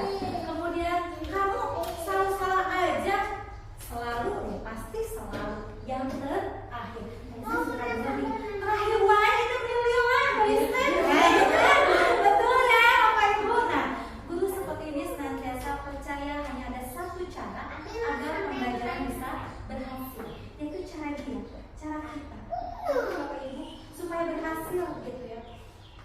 Tapi padahal kau lihat coba, betul tidak? Kalau saya atau kita sebagai penghukum itu seperti ini. Kemudian Bapak Ibu, sebagai pembuat rasa bersalah. Ini bahasanya lebih halus, tapi lebih menyakitkan. Ya, seperti contohnya begini. Ibu sangat kecewa sekali dengan kamu. Ya, bahasanya memang halus gitu. Kadang kita kalau udah emosi naik, Bapak Ibu, kadang pun kita begitu ya. Tapi memang ke anak-anak sangat menyakitkan, begitu ya. Berapa kali Bapak harus memberitahu kamu ya, gitu ya. Kemudian gimana coba kalau orang tua kamu tahu kamu berbuat begini, gitu ya Bapak Ibu. Di posisi ini Bapak Ibu, murid akan memiliki penilaian diri yang buruk tentang diri mereka. Artinya mereka akan merasa minder, mungkin ya, rendah diri, mungkin ya, akan begitu ya Bapak Ibu. Murid merasa tidak berharga dan telah mengecewakan orang-orang yang mereka sayang. Itu Bapak Ibu. Oke, yang berikutnya Bapak Ibu, sebagai teman. Ya, sebagai teman ini Bapak Ibu, guru sebagai teman ada sisi positif, ada sisi negatifnya. Sisi positifnya apa Bapak Ibu? Berupa hubungan baik yang terjalin antara guru dan murid. Guru di posisi teman menggunakan hubungan baik dan humor untuk mempengaruhi seseorang. Mereka akan berkata, ayo bantulah demi Bapak ya. Sering kita melakukan hal-hal seperti ini. Kemudian Bapak Ibu, yang negatifnya adalah dari posisi teman ini adalah bila suatu saat guru tersebut tidak membantu, maka murid akan kecewa dan berkata, saya pikir Bapak Ibu teman saya. Betul Bapak Ibu, saya pun pernah merasakan seperti itu. ya. Sering kita alami hal-hal seperti ini, saya pun belajar banyak. Oke. Nah, murid akan tergantung pada gurunya, gitu ya. Ya, oke. Lanjut. Sebagai pemantau, apa sih sebagai pemantau? Memantau berarti mengawasi. Pada saat kita mengawasi, kita bertanggung jawab atas perilaku orang-orang yang kita awasi. Posisi pemantau berdasarkan pada peraturan-peraturan dan konsekuensi. Dengan menggunakan sanksi atau konsekuensi, kita dapat memisahkan hubungan pribadi kita dengan murid sebagai seseorang yang menjalankan posisi pemantau. Contohnya seperti apa Bapak Ibu? Posisi pemantau itu apa yang telah kamu lakukan? Sanksi atau konsekuensinya apa? Ya, kita memantau gitu ya. Oke, lanjut Bapak Ibu. Sebagai manajer, kalau sebagai manajer Bapak Ibu, kita akan menempatkan guru ini sebagai posisi yang dapat berkolaborasi dengan murid. Bagaimana memperbaiki permasalahan yang ada. Seorang manajer akan berkata, apa yang kita yakini? Apakah kamu meyakininya? Jika kamu meyakininya, apakah kamu bersedia memperbaikinya? Gitu Bapak Ibu. Tugas seorang manajer bukan untuk mengatur perilaku seseorang. Kita membimbing murid untuk dapat mengatur dirinya. Seorang manajer bukannya memisahkan murid dari kelompoknya, tetapi mengembalikan murid tersebut ke kelompoknya dengan lebih baik dan baik. Di sini Bapak Ibu, posisi manajer tadi di sini bisa disangkutkan dengan tadi yang Bu Devi katakan, keyakinan. Jadi setiap ada persoalan, bukan kita menghakimi langsung, kamu sih datang kesiangan terus. Tetapi ajak bicara, ajak tanya, begitu ya. Nanti kaitkan dengan keyakinan yang telah dibuat, begitu. Supaya anak dapat menyelesaikan permasalahan mereka, begitu ya. Menyadari juga apa kesalahan mereka, apa yang harus diperbaiki, begitu Bapak.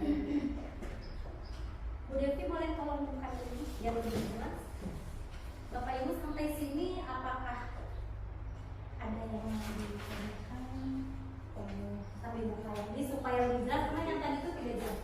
Ya, Berarti yang harus kita lakukan itu sebagai pemantau itu yang sebagai manajer.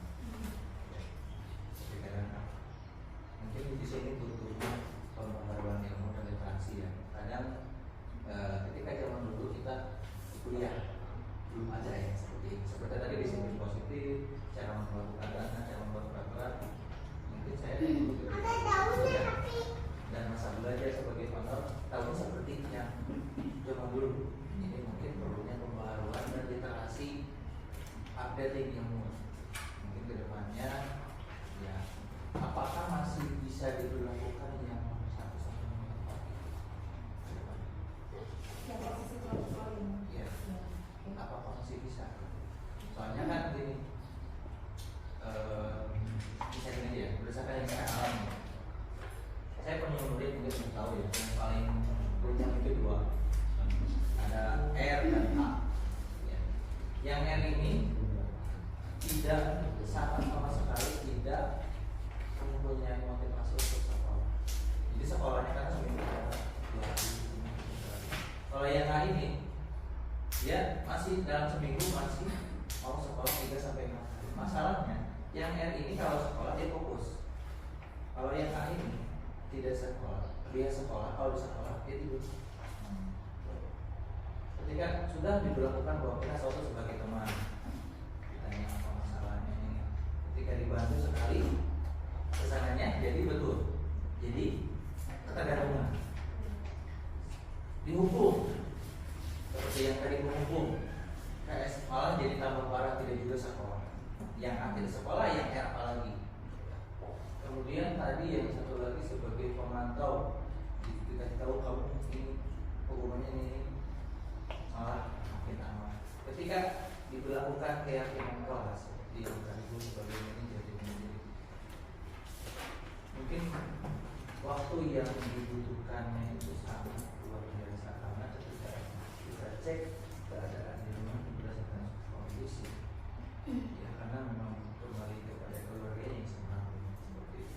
Jadi pun ternyata yang saya alami ketika memang untuk menjadikan guru sebagai manajer itu harus diawali dari niat dan dari awal masih. Saya memperlakukan kemarin di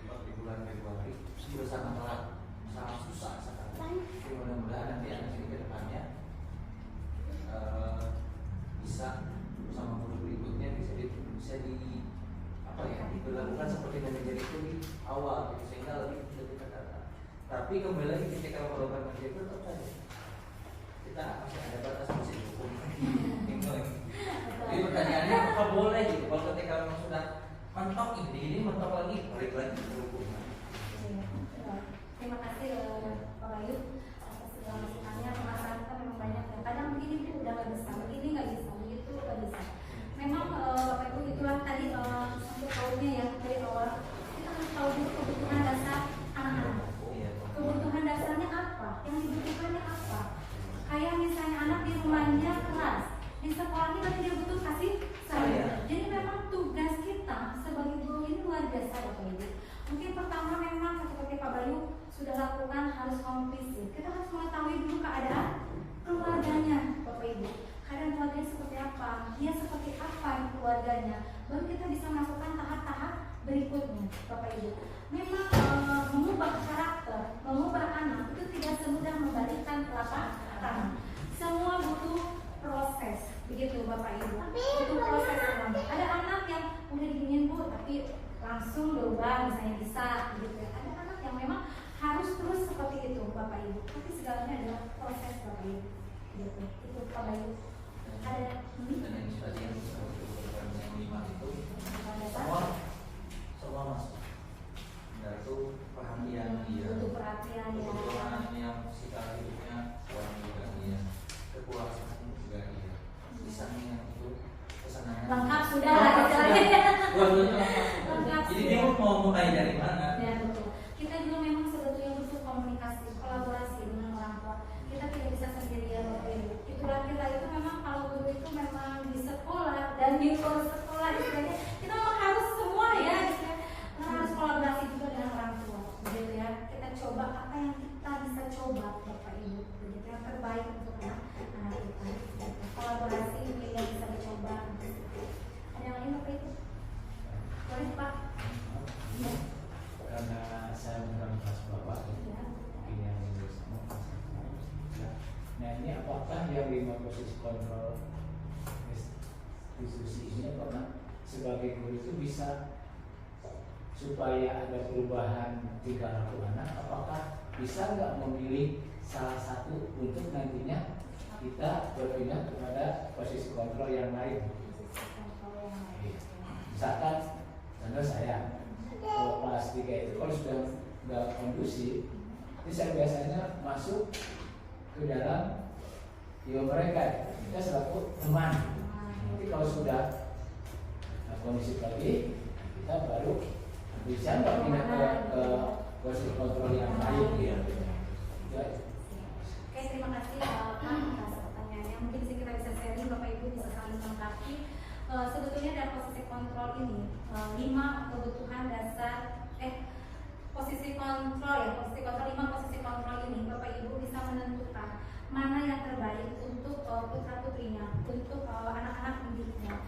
Tapi Bapak Ibu bisa memutuskan sendiri. Di sini bisa ada Bapak Ibu misalnya memilih penghukum. Memang ada dampak mungkin negatifnya untuk setiap anak Bapak Ibu. Jadi saya pun tidak bisa mengatakan posisi penghukum itu baik, karena ada anak yang memang harus dikasarin, misalnya begitu ya. Dengan kasar anak diam begitu ya.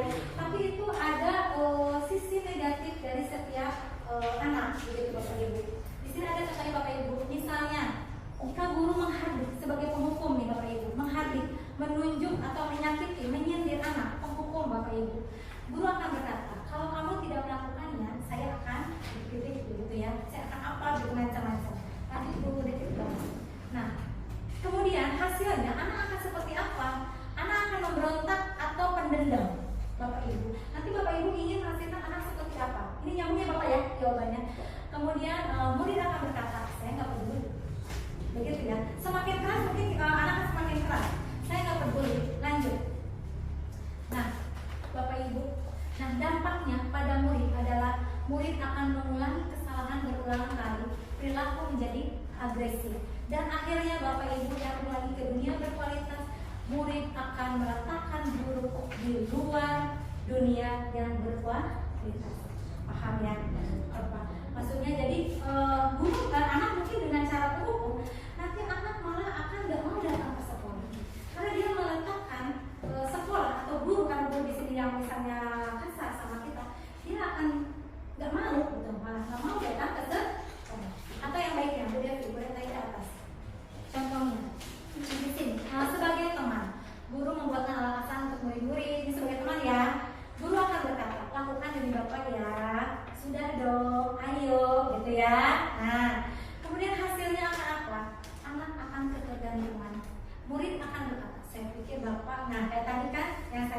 sih, Bapak teh yang akan bantuin saya terus.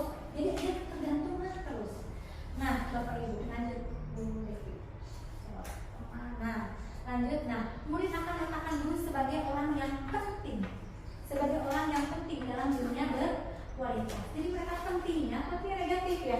Pentingnya itu akhirnya dia akan ketergantungan terus. Begitu. Tapi coba apabila kita ada di sisi manajer. Jadi Bapak Ibu nanti bisa memilih mana yang terbaik untuk anak-anak kita. Posisi yang mana? Kemarin itu ada pertanyaan. Ya seperti Pak Kos katakan, Bu, kadang kan kita harus ada di posisi pemukul. Kadang saya pun harus ada di posisi sebagai teman. Saya pun begitu. Di kelas atas pun begitu ya Pak. Seperti itu. Jadi kalau kadang pun bagel posnya teman, begitu ya. Begitu. Tapi yang mana yang terbaik untuk anak-anak kita? Karena di sini seperti profil pelajar Pancasila ya, Bu Devi, kita harus menciptakan anak-anak yang mandiri, kreatif, ya, begitu ya. Nanti bisa diulang lagi Bapak Ibu baca lagi. Nah, sebagai manajer, mengajukan pertanyaan-pertanyaan. Jadi kalau anak itu seperti tadi Bapak Ibu bisa filmkan pertanyaan-pertanyaan. Kenapa? Jadi anak itu harus diajak ngobrol, harus berkolaborasi dengan anak.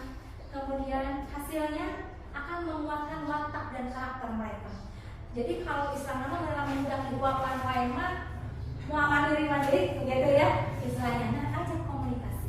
Kemudian murid akan berkata, bagaimana caranya ya supaya saya bisa memperbaiki keadaan saya ini. Jadi seperti yang Bu Dara sampaikan tadi, timbul motivasi intrinsik dari dia.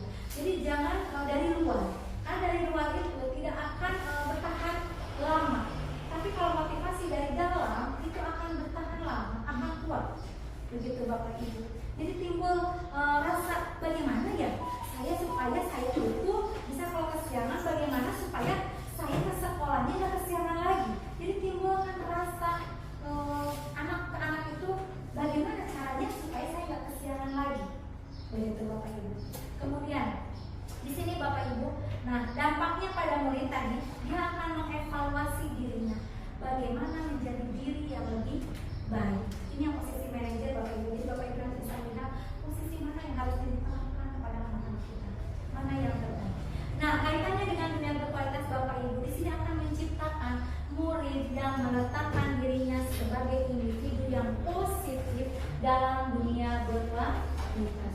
Jadi dia akan meletakkan dirinya itu, aku yang the best nih. Gitu. Kalau dia merasakan aku yang the best, pasti dia akan memberikan yang terbaik untuk dirinya. Gitu. Paham mungkin Bapak? Boleh. Ada yang menambahkan, Bu Devi, Rayu, yang lain? Nanti kita cari lagi ya Pak. Oke, terima kasih Bapak Ibu. Lanjut ke yang lain juga. Di sini memang berat ya Bapak Ibu, rasanya berat, tapi kita coba perlahan-lahan gitu ya. Ke kantor.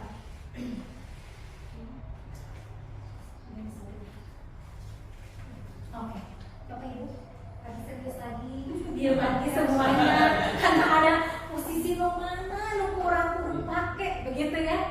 Tapi nanti Bapak Ibu bisa menilai mana yang terbaik, begitu ya, Bapak Ibu. Game lagi, tapi saya nggak banyak-banyak, cuma 3, jadi bikin penasaran, gitu ya, bikin penasaran, gitu.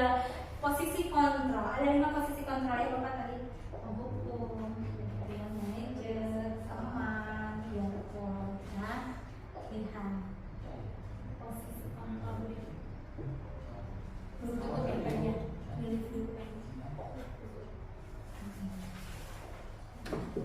So, Bapak Ibu, semangat, bagaimana lagi selesai.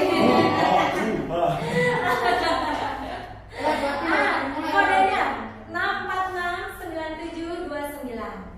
6469729. Oh, sabar saya tungguan Devi.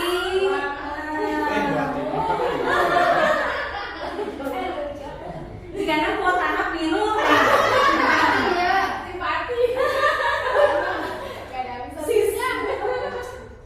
Ayo, siapa lagi?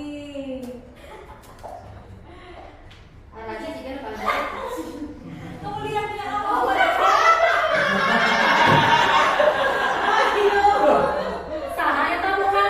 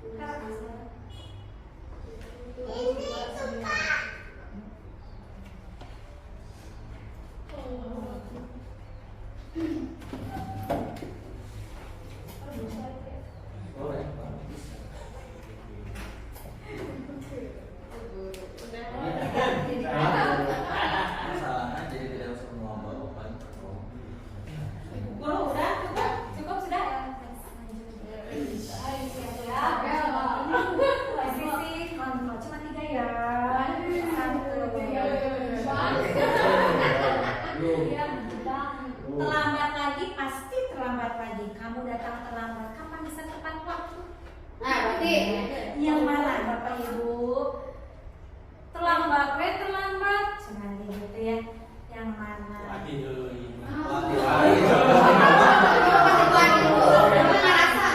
Yang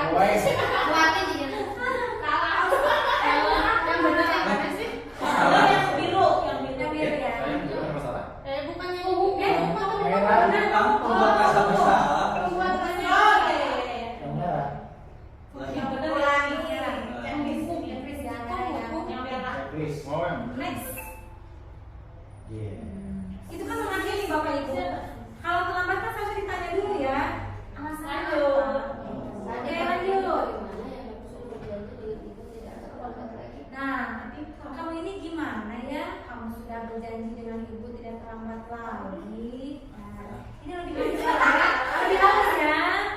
Lebih halus.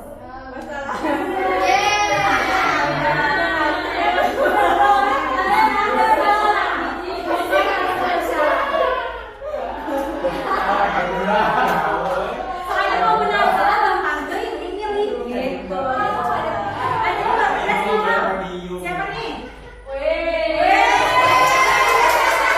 Yang Naik. ada yang gini ya. Oke. Naik, terus. Terakhir. Adi, ayolah bagaimana sih kamu? Ayolah ada kata kunci Bapak Ibu. Ayolah. Kemarin kamu sudah ke Bapak bukan? Kenapa terlambat lagi? Ayolah kata kuncinya Bapak Ibu.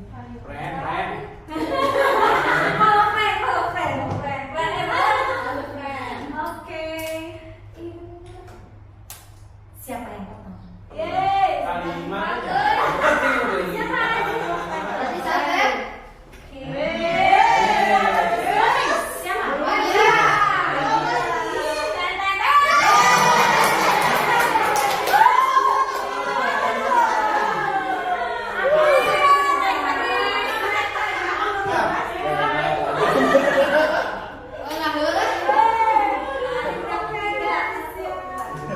Siapa? Bapak Ibu ada satu lagi sebenarnya Pak Ustad. Sebenarnya jam 12 lewat nggak apa-apa ya. Masih bisa.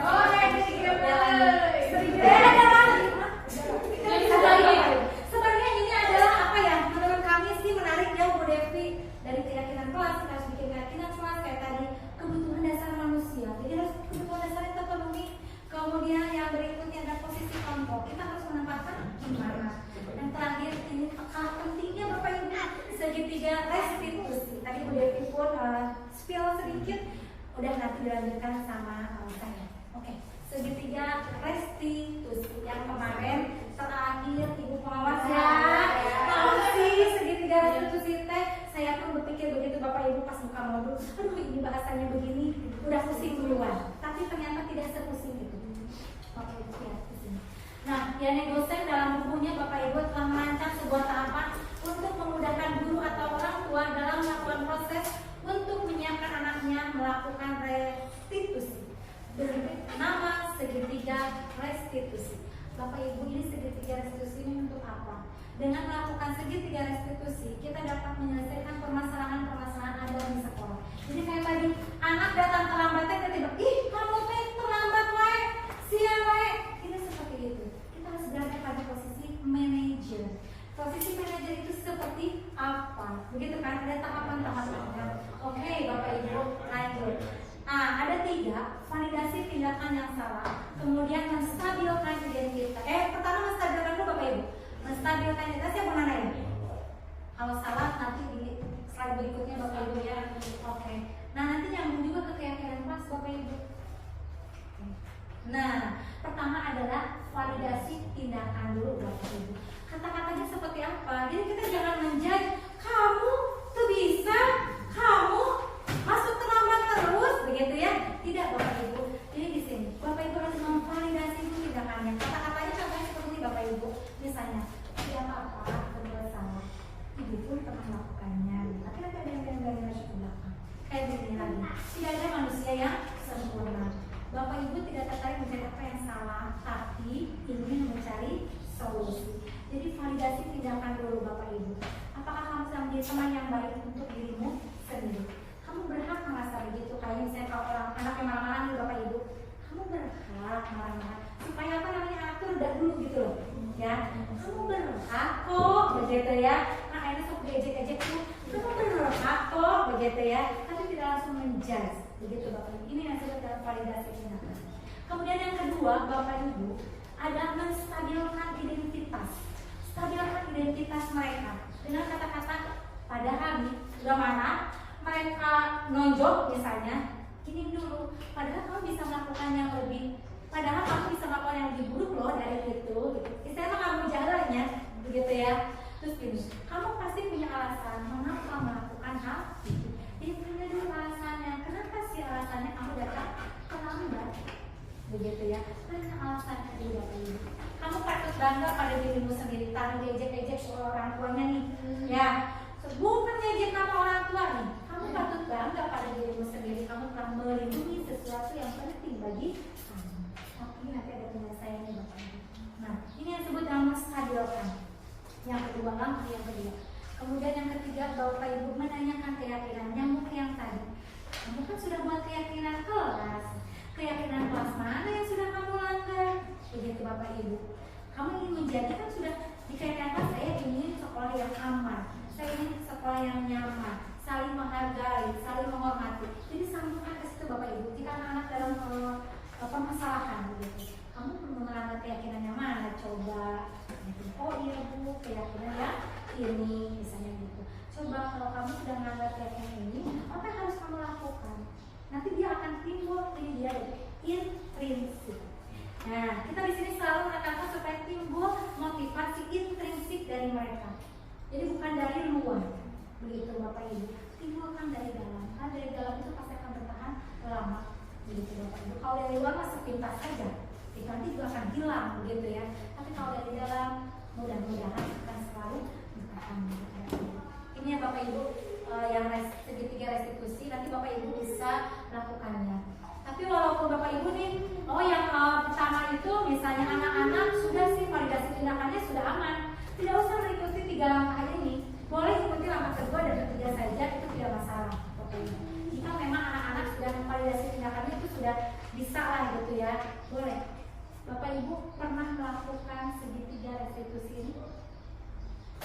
Pasti pernah ya, tapi kita nggak terasa, sadar betul nggak sadar, oh gitu disebut segitiga restitusi nih, itu ya, mungkin pernah, pasti pernah, walaupun mungkin hanya langkah 2 saja, langkah 3 saja ya Bu Devi begitu, tidak lengkap.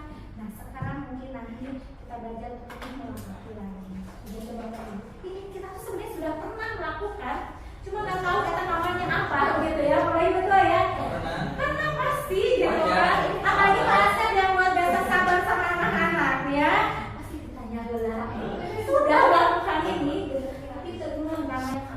Ya, gitu ya, betul ya. Saya pun berpikiran begitu seperti itu ya Bapak Ibu. Kayak tinggal ditulis saja sedikit-sedikit. Nah Bapak Ibu, saya pun telah melakukan segitiga restitusi seperti ini. Mungkin Bu Devi juga sudah melakukannya kepada anak. Nah,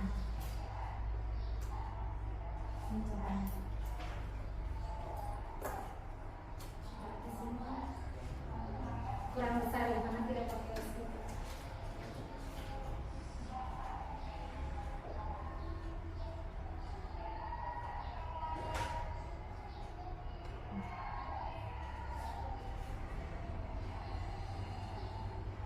Nanti menyambungkan ke keyakinan kelas juga. Penting nggak sih menurut kamu gitu kan?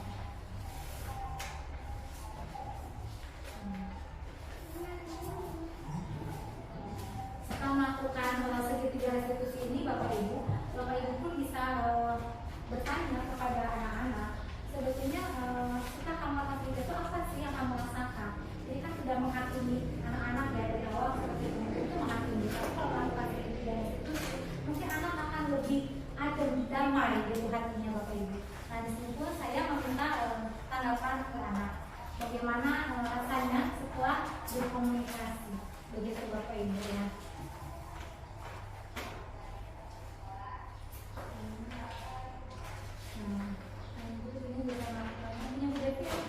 Nah, ini pun Bu Devi segitiga restitusi. Mungkin Bapak Ibu juga bisa melakukannya nanti apa ya lebih terselesaikannya lebih apa ya seperti posisi manajer tadi ya. Tidak menghakimi anak-anak. Baca.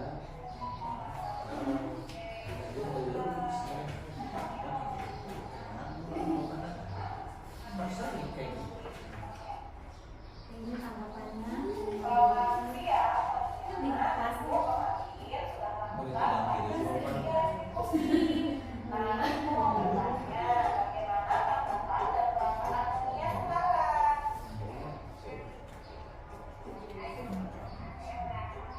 Karena dia literasinya berbicaranya lebih bagus. ini juga berarti sudah lakukan kita lewat. Bapak Ibu, apakah ada yang bisa didiskusikan lagi, ada yang memasukkannya atau berbagi pengalaman? Boleh sedikit sebab yang 12. Mungkin ada masukannya Pak Abdul. Kuncinya satu. Kuncinya satu. Apa? Betul. Harus sabar. Betul ya. Jadi guru itu kalau harus sabar. Mungkin Pak Asep ada masukannya? Boleh ibu, bapak suara? Sarannya, masukannya, pengalamannya,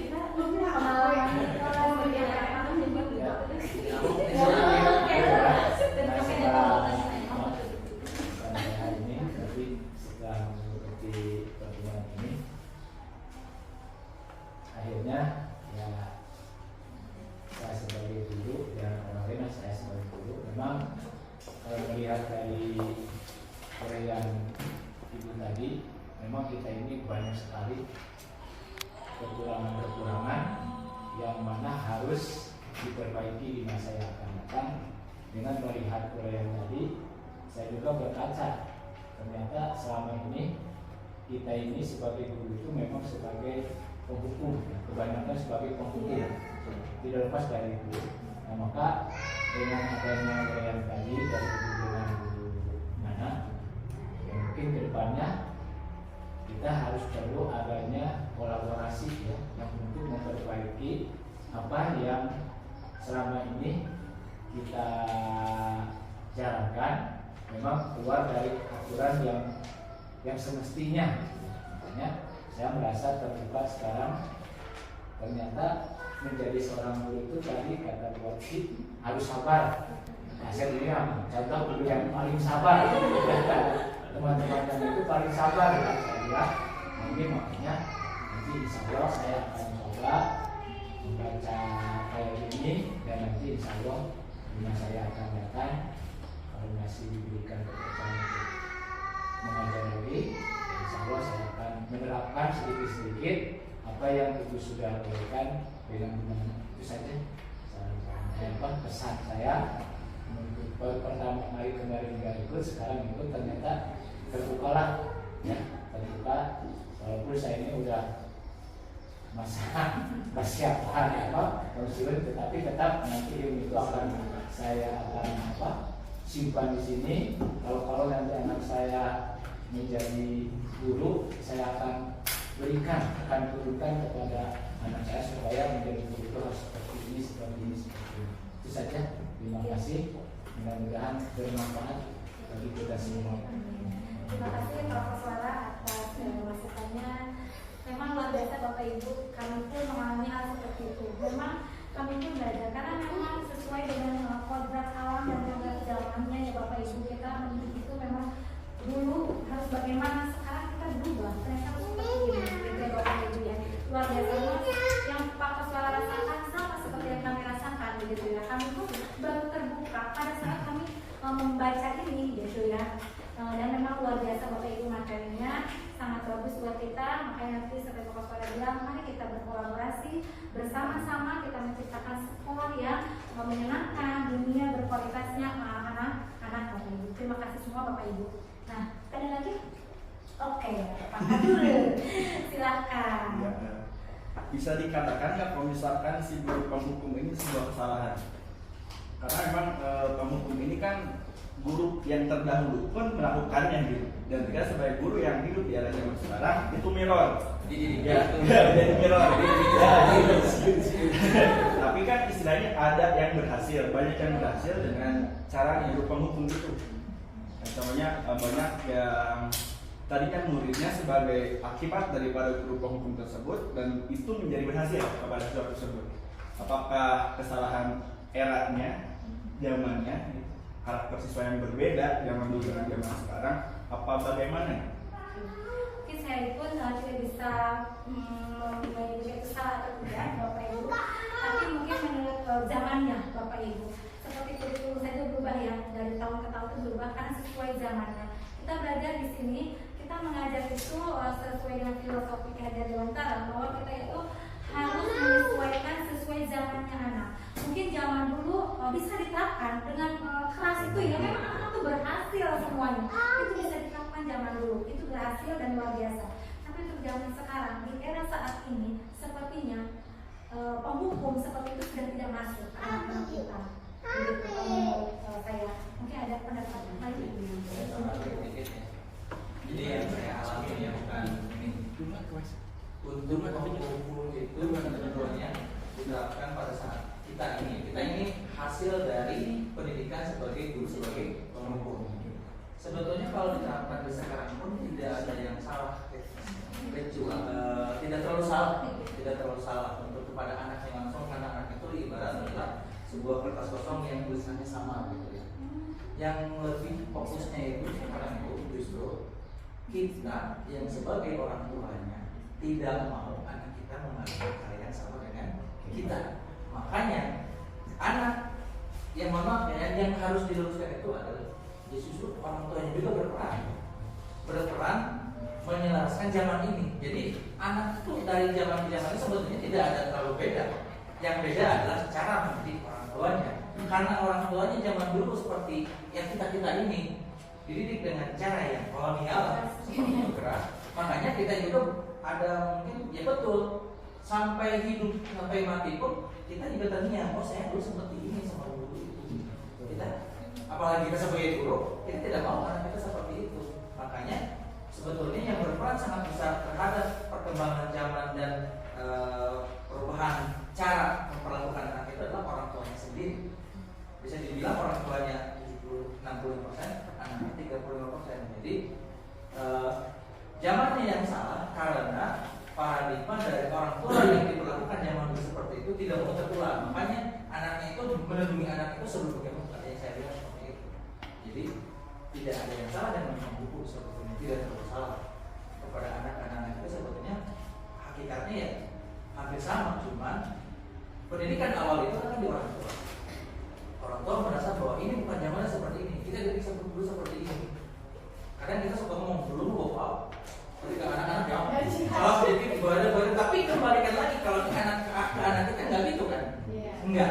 Ketika anak kita ada yang dimarahi sama gurunya, kayaknya pasti si guru kan, jadi awal masa kesalahzamanan ini adalah berasal dari orang tua sendiri pun kita, gitu. Tapi tidak mau itu karena memang betul efek negatif dari hukum ini adalah jadi penendang. Kita itu kenyang-nyang dulu, saya ingat dulu waktu melempar bercandain teman, tiba-tiba wah kita lupa bapak penghapus tiba-tiba melayang sendiri. Nah, sekarang ya mungkin kita sebagai guru kita harus paham, oh iya kita jangan lupa. Nah sekarang juga kita jangan memperlakukan anak didik kita seperti itu. Ada cara yang ternyata ada cara yang lebih baik karena pasti posisi kita dengan posisi orang tua mereka juga sama. Didikannya era itu mungkin era yang sama dengan kita. Itu yang membuat. Terima kasih Bapak Ibu, terima kasih Pak Abdul atas pertanyaannya. Nanti Bapak Ibu juga bisa melihat lagi ya Bapak Ibu sisi positif dan negatifnya di posisi perempuan. Oke, terima kasih Bapak Ibu.